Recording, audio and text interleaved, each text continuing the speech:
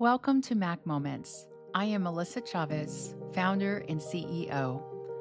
This podcast is a space for honest conversations about focus, leadership, and what it really looks like to build and grow a business in real time. Each episode is a moment to slow down, think clearly, and move forward with intention. Let us get started. So today we have Dylan Bishop with Alabama Arbor, and he is just coming upon 2 years of business ownership. He's an arborist, loves our nature, loves what he does, and just like so many of us, go into business because you have a passion for the industry that you are in. Yeah. So tell us what started Alabama Arbor. Well, speaking of passion, suffering, started Alabama Arbor. I was working for somebody else and I had kind of considered starting my own business, but it's hard to leave a paycheck. And I don't know if you've ever heard of that concept of like, if it's like bad, you'll probably just write it out. But if it's like awful, you're going to leave and you're going to do something different. And it had been not so great and it got awful.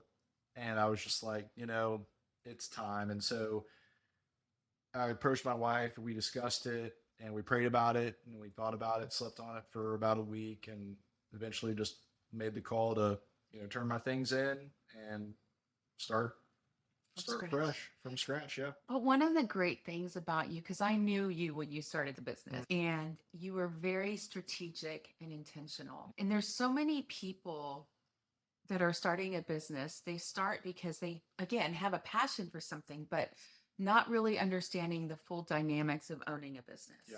So kind of share with us a little bit about how you became so strategic. Are you just that way naturally, or did you Google everything, or what was the... Yeah.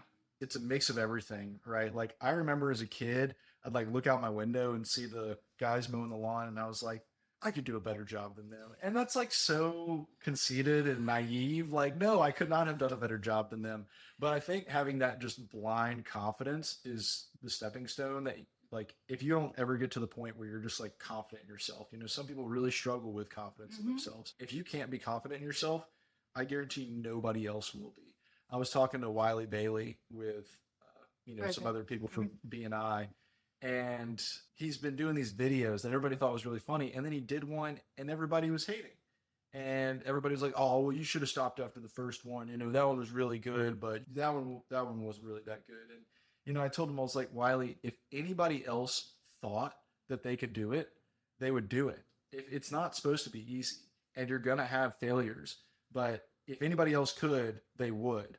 But you're the only person that made that first video and you're going to have bad videos. You just have to keep going. Absolutely. So, well, and you can't please everybody. Right. I mean, because there will be somebody who probably liked the video, Right. especially with TikTok and all of that. Somebody's posting about, I don't know, walking their dog, and somebody goes and says, oh, you shouldn't do that. You can't do that. You're wrong for this. Everybody has an opinion. Yeah. It's very frustrating. Right.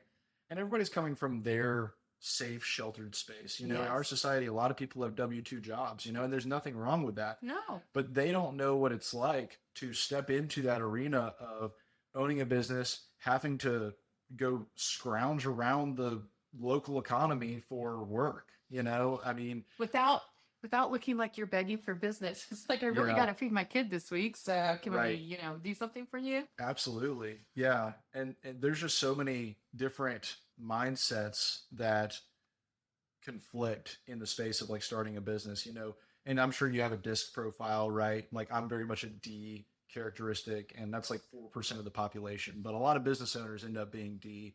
And I've done the like personality test, and I think it's like the captain personality, and like 1% of people have the captain personality. You definitely are the captain personality. Yeah. But going back to your original question about like what my strategy was getting into this, there are so many things I know now. It's like, why did I do that? Like I could have been so much better off by subcontracting out that work and just focusing on my single niche until I developed more revenue and I could bring employees in. So expect to make some stupid mistakes. And I've made mistakes that cost me thousands of dollars. And I was talking to a buddy's dad who's a business consultant, and he was giving me some pro bono calls.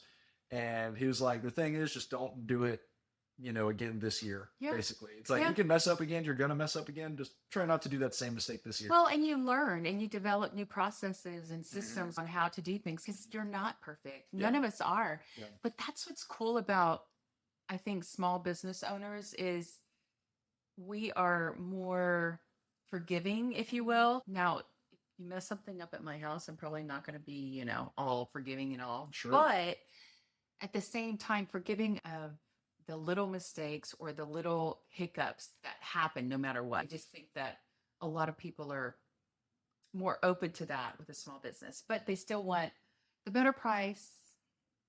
I am. Oh my gosh. So you're an arborist and you're all about getting rid of trees perhaps that are bad or have died, or trying to save the ones that, are savable. Sure. And how do you go about guiding your business that way?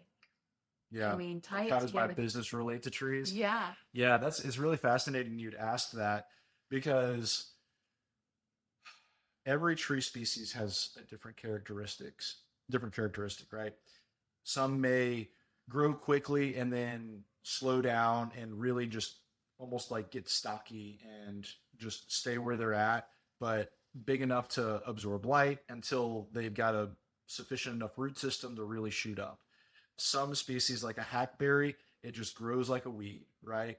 And so it's hard, especially as a young business owner, in terms of me being young, but also owning a young business, to know the difference between, am I growing like a weed or am I growing like a sprout, right? And that eventually I'll slow down and then get to the place where we're stable and then continue to grow. Because if I just buy more equipment, go into more debt, hire more people, develop a bigger overhead, that to me is growing like a weed. But we've got to buy some equipment. We've got to hire some employees. We've got to develop some overhead. So where is the boundary, and keeping it tight? Once you get to that critical phase where you're like, okay, do I need an extra marketing service? Do I need a texting service, which I actually did just commit to yesterday? It's hard. You've got to delineate those decisions in terms of, is this actually going to help me become more stable, or am I going to just get bigger and taller and not stronger? So as a young person with a young business, trying to make those decisions can be hard. So, my strategy is, I turn to prayer frequently. I say, prayer is my best marketing material. Absolutely. Right? And then going to my wife too, and talking to her, because she's very logical about things. And, this is also a risk for her, whether she owns a stake in the business or not. This is our livelihood, her husband's income, that affects, herself and our baby. So I go to her, and if she's like, I'm just not feeling good about that, or I just don't think it's necessary, I try to heed that advice. Absolutely. The woman's gut, I'm going to look right there. It is gold. Yeah. It really is. I don't know. God gave us this, I call it my gut reaction, or my gut, not reaction, but feeling. It's just like something's a little off, and it's never been wrong. Yeah. When you have that little inkling that we have. Yeah. So growing is fun. Growing is hard. You're in a critical 2 years was, we were growing and we were at the point where we needed more help, and it was that delicate balance also. Okay, well, we have the revenue now, but will it be here in 3 months? Will it be in 6 months? And then you're responsible for employees. Right. And that pressure and that gut of emotion that you get. Right. So how mmany employees do you have now? I've got 5 employees plus myself. Wow, that's a lot of responsibility. Do the shoulders get really heavy? Yeah.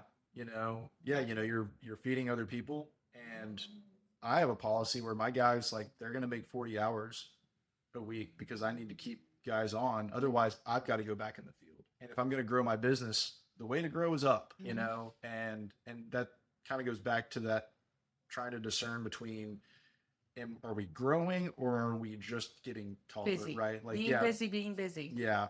And there's something to be said for being busy. If we're covering our expenses every day, that's a lot better than not covering your expenses every day. And, sometimes it's slow, but I don't want to lose good employees because I don't have the work. I see that as my problem. At least right now, I'm in sales. I'm, CEO, chief everything officer, right? But my main role is sales. But I know it doesn't sound like I'm in the field if I'm doing sales, but I'm not working on the business if I'm driving around to Timbuktu and back on a Friday, running sales. I'm not actually working on the business, improving the systems because I am very systems driven. And going back to your initial question, systems are the solution, having a single start time every day, having a certain way, standard operating procedures that you do this or you do that. Falling back on industry experience and knowledge was crucial. I couldn't have just started in the industry without having seen how big companies run the show. And I know where I want to get to, which is more than, my employees know. But at the same time, like I've got to get there. So Exactly. putting in that day by day, One step at a time. But processes. one of the good things about your corporate experience is you can really just take what you really loved from there, omit what you didn't love, Yeah. and make it your own. I mean, that's why we go into business for ourselves. Yeah. To work 10 hours a week and make $1 million a year. Darn, I didn't That's get the the goal. memo that, it doesn't happen that way. Yeah. But, it can eventually Right. if you're building it with intention and building Right. it correctly. So do you work with a lot of other business owners? I know you do, like through BNI and different networking events. When you collaborate with them, how does that help you? Because I think being in a room with other business owners is one of the strongest, not punching bags, but just an area for you to throw things back and forth. I know you and I have texted different things like burn the boat. I didn't know what that was. Yeah, that's okay. So how does being involved in these types of organizations help you? Well, you just get to be around like-minded people. Probably that's the biggest advantage from me. You can find who you want to run your business like and give them a call and say, "Hey, like how do you solve this problem?" And, Josh Henry with J. Henry Plumbing was a great resource for me, especially starting out and developing a fleet and developing, an employee, developing payroll, right? Like he did help me quite a bit. He got me in touch with my accountant, things like that. So having shared resources, I think, is important. I told Bruce Olinger one time, I was like, being in BNI is like having this rich bed of soil that I get to tap my roots into Yeah. and, withdraw not just referrals, but also knowledge and wisdom. And most people in BNI are older than me. And that doesn't necessarily mean they know more about me than in my industry, but they've been around the block. They know, hey, if you do this in your business, like don't expect for that to succeed or things like that. So that's probably the biggest benefit. But also, it's kind of like being in a fraternity or something. It's like, hey, are you in BNI? Oh, I'm in BNI too. And you have a shared experience, even though you've never met each other. So breaking down that barrier when you first meet someone also helps. Oh, yeah. And I'd say working with other business owners, one of the 7 habits of a highly effective person is to synergize, right? And it's hard to know what synergize means or what synergy is, right? Like what, right? Like, but Think of it as a dance. Oh, dance. Okay. I like that. It flows together. A Yeah. good dance. Yes. See, I'm thinking waltz or ballet or something, not Yes. necessarily hip hop, but Right. still, it's a dance. Right. Yeah. No, I totally agree. And I think it's like driving in traffic, right? Mhm. Like I'm not going to hang out in somebody's blind spot because if he comes into my lane, Exactly. we're going to have a problem, right? But if I'm able to indicate that I'm there by passing him or, staying behind him and falling behind somebody and performing my work behind, maybe somebody comes in and clears out trees in a lot clearing process. And I can come in and do some of the finer thinning of the canopy and proper pruning on the trees that are going to remain. He got to do his work. I got to do my work. We both made profit and we're just going to keep trucking.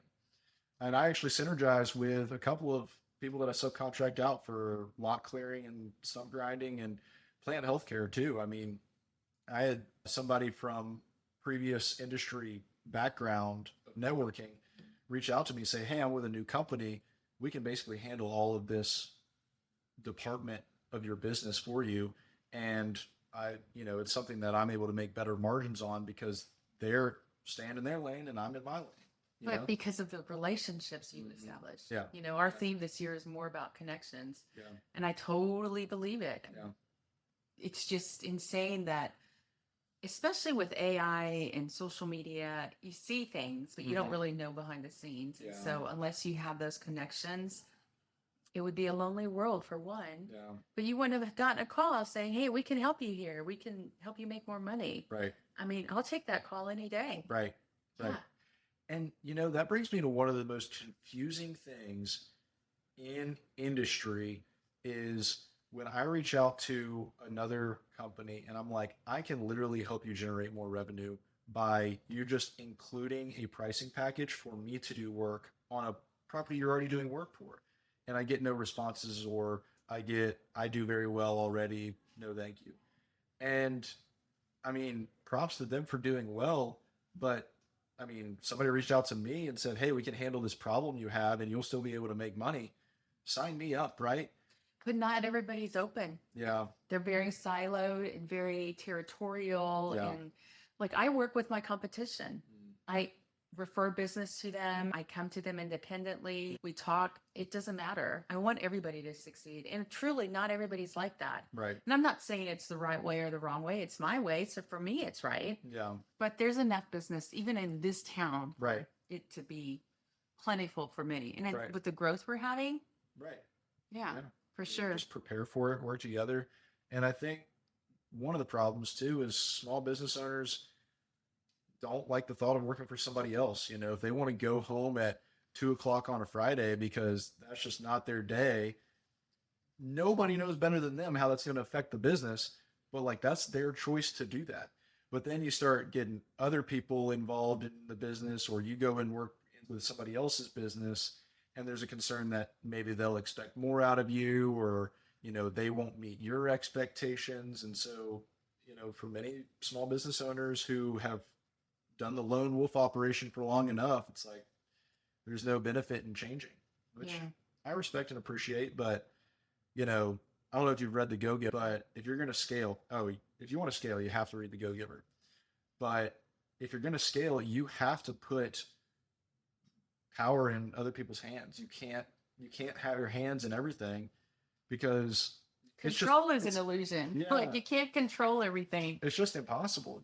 You can't get anywhere without delegation. And if you're going to delegate, you're giving people more money. You're giving people more control over your operation. Even if, you're the owner, you're releasing control. Absolutely. Yeah. And to scale, you have to. There's just no way you could do it all on your own. And, we've grown to a decent sized team, and we set boundaries. Like, if there's a problem and it's going to be no more than X number of dollars, you have full authority to do what it takes to take care of this client. Like, I have to give them those different powers and know that, dang, that's going to cost me at least $300. But if it goes over that, then let's have a conversation. Right. Same thing with our accounting. They go out within 24 hours. We went through a situation where the person that does our books was out due to a family emergency.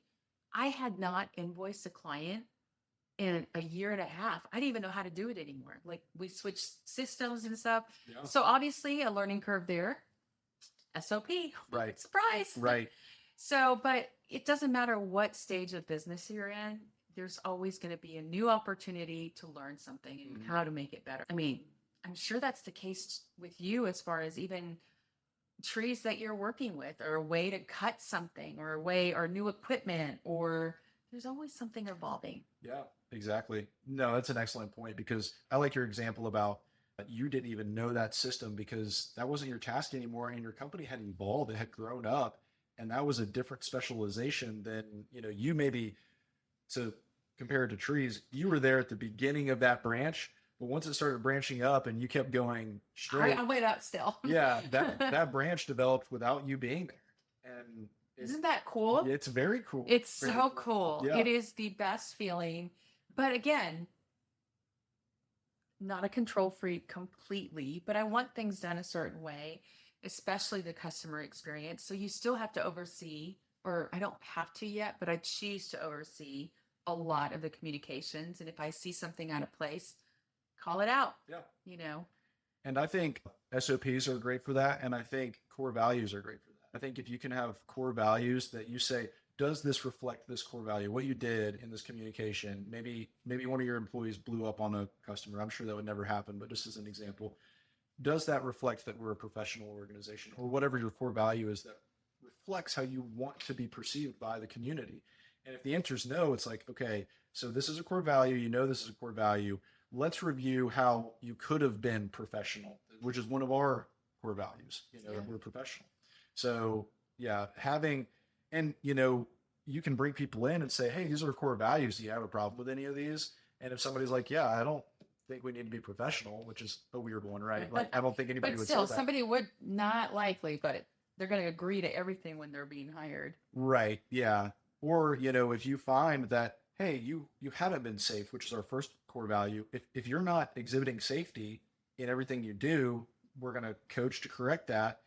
And then if we're still having problems, well, that's negligence. And we fire negligence, consistent negligence, right? So choosing to do wrong is one thing, and that's totally different than you accidentally made a mistake. And we understand that mistakes happen with people, So Choice. yeah, choice. Yeah. And then as your employees are with you for a while, seeing opportunities for them to grow. Because, we just launched a second business. So we are promoting somebody within the company. And what's exciting to see there is their excitement for something different. But at the same time, we don't have an SOP for that, or we have to develop all of this, but we're doing it together. Right. So it's really, again, another growing opportunity for us and where we're headed. Another branch, if you will. Yeah. I guess it is a branch, right? It's not another tree. Yeah. Well, I mean, technically they're two brands. So what kind of tree is this? Their roots are kind of coming together. Some trees have multiple stems, or some shrubs, large shrubs even, have lots of stems that aren't even connected and except by their root system underground. So there's lots of ways that you can compare businesses to trees and shrubs. I love it. Yeah. I'm sure you do. But if you think about it, I mean, a tree is a business. It's a system, right? And it's not making conscious decisions the same way humans. It doesn't decide it's going to grow a branch out here. It has a process that is developing a bud, and that bud, when the chemical signals permit, it's going to grow a branch, right? And maybe it's because it's getting light or it's not getting light up here. And as that branch develops, just because of the chemical nature of that branch, that process is permitting it to continue, right? And so you can relate your business to a tree where the processes, the SOPs, the core values are allowing for that growth. I mean, the sky's the limit, I guess. Oh, isn't that crazy? So what's next for you this year? What do you want to see happen? What do I want to see happen? Well, I'd like to hire another sales arborist. And, you can call them what you want, but an arborist. And I tell people this a lot of times, but an arborist is really like the tip of the spear. The first person you'd probably ever talk to about our business is our administrator, Lauren, and she does a fantastic job. But the first person you'll meet with is an arborist. And maybe you're concerned about a sick tree. Maybe you just want a tree cut down. Maybe you want a tree planted. The arborist is going to come out there and give you the insight that you need to make a conscientious decision, whether it's to remove, plant, prune, whatever. And based on the recommendations of that arborist, we have a business built behind that is able to perform any of those recommendations. So whether it's planting, pruning, plant health care, cabling, tree lightning protection, removal, our business is functioning behind that arborist's knowledge and insight as to what we need to do. We don't want to go out and prune a dead tree, right? That wouldn't be common sense. And most people can say, yeah, that tree's dead. But we also don't want to go out and have somebody spend money with us to prune a tree at the wrong time, or maybe the tree's on the way out and it doesn't need any pruning. It really needs plant health care. We want somebody that's going to be able to make that decision conscientiously with the knowledge that the industry gives us to protect our reputation. babies if I can get it out. No, but I get it. Yeah. Well, and that's something you have to consider all the time. And when you're hiring the people, they have to be on the same page and understand all of it. And that is one of the scariest things about being a business owner because it's legit your baby. It is. Not your only baby now, but No, your not baby. my only baby. Hey, I'd ditch this baby if I had to choose, right? Oh, heck yeah, absolutely. Family first. Right.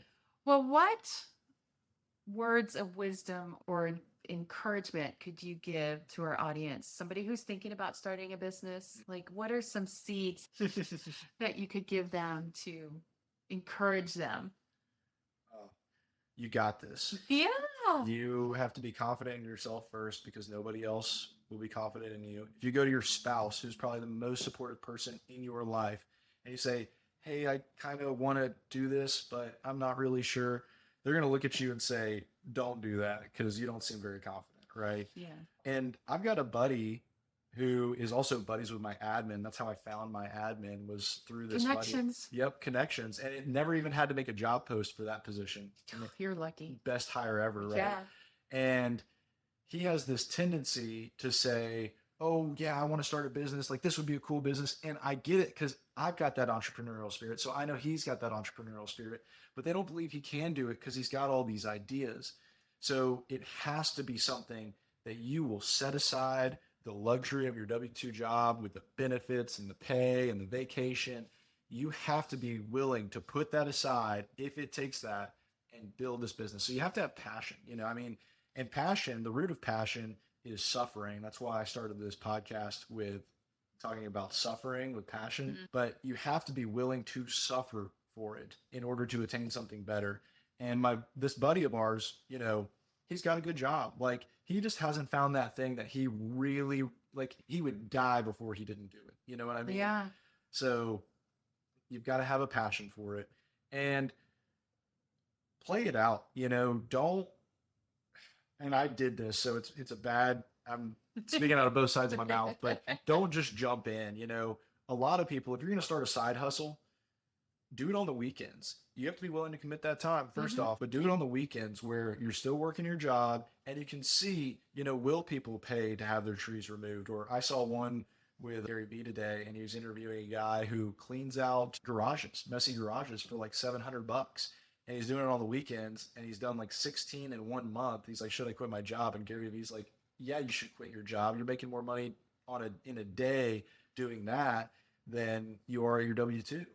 And so that's what a lot of people say is make more money at your side hustle before you quit your W-2, which is hard because you're running a business on the weekends of, and it's a sacrifice. I mean, you're sacrificing your time on the weekend, but you're exploring, determining, and building at the same time. Yeah. That's true. The passion, be willing to suffer a little and go for it and be confident. Yeah. That's a big one. Yeah. Know your worth. Yes. Know your worth. Absolutely. And study.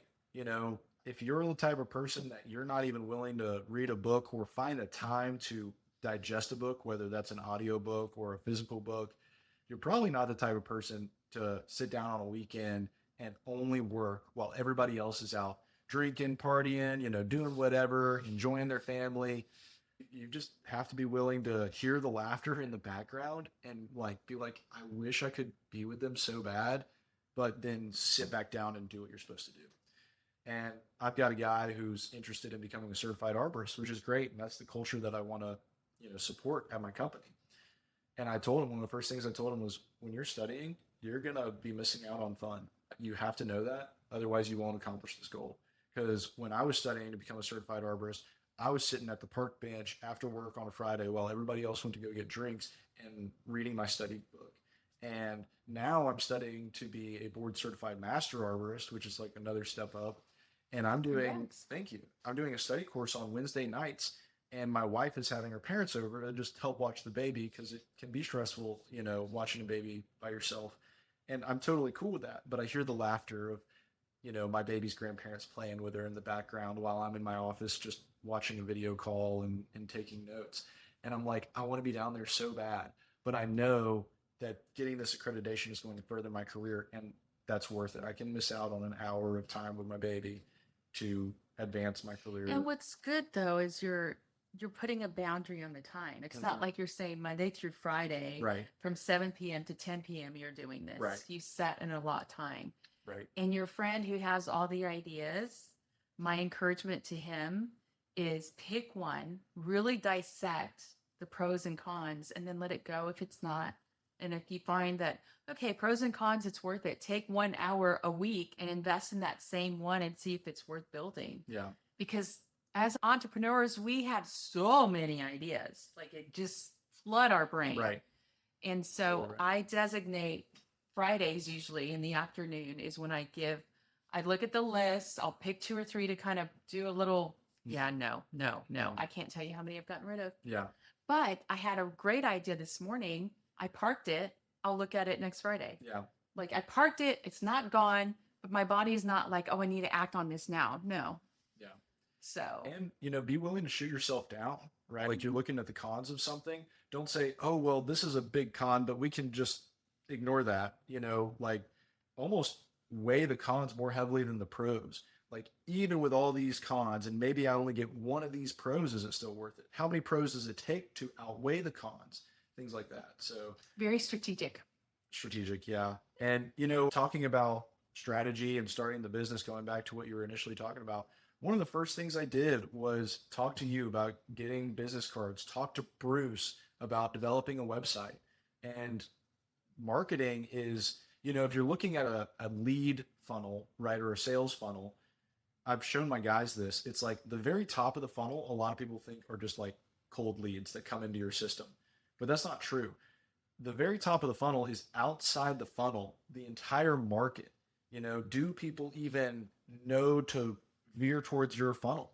Because if they don't even know that you even exist, right? If they've never seen your logo, or they've never seen one of your ads, or even know that your service exists, like some people don't even know that an arborist is here in the area that can talk to them about their tree's health. And they're like, yeah, I guess we got to cut the tree down, right? So if they don't know about the industry, if they don't know about your brand, if they don't know about you as an individual, they're not going to reach out. So don't expect any leads. So, that sales funnel, and it really starts on the outside of the funnel and magnetizing, attracting them into that funnel. And that's why I went with that texting service, because I was talking to my wife and, and she was like, that actually sounds like something that would be really beneficial, because I can hyper target specific areas that I'll already be operating in, whether I'm just going to a visit or if my crew is going to be in the area. And I can actually just, instead of spending 2 hours going to see 2 people because I've got to drive for 30 or 45 minutes between them, I can go see 3 or 4 people in that 2-hour period because they're next door or they're 2 minutes down the street. So also another thing that I was talking about with some other business owner recently is look at the thing next door.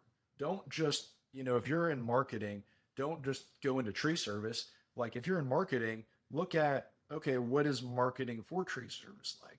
And can I help the adjacent industry in that? Or maybe I already do marketing for tree service. What's next to tree service? Landscaping, roofing. Like maybe we can also help them because they're similar industries. Yeah. So the connections, man. Yeah. Yep. Well, I'm excited for you, and I want to wish you an early happy birthday in your 2 years. Thank you. Yeah. I know. Yeah. It'll be fun. Are you going to do anything fun to celebrate? Like have a cake? Maybe we'll Take get like a day a cookie off? cake. Yeah. My wife got a cookie cake for me last year for 1 year, but I think I'd like to do something for the guys. But we gotta keep working on revenue. The guys get paid pretty well, so maybe that's their gift. That's a good gift. Yeah. Well, Yeah. thank you for being here. I appreciate you. Thank you for having me. I want to have these conversations more frequently. Well, yeah, we did pretty good at talking. Thank you for spending this moment with me. If today's conversation resonated, I invite you to follow Mac Moments on your podcast platform so you do not miss future episodes.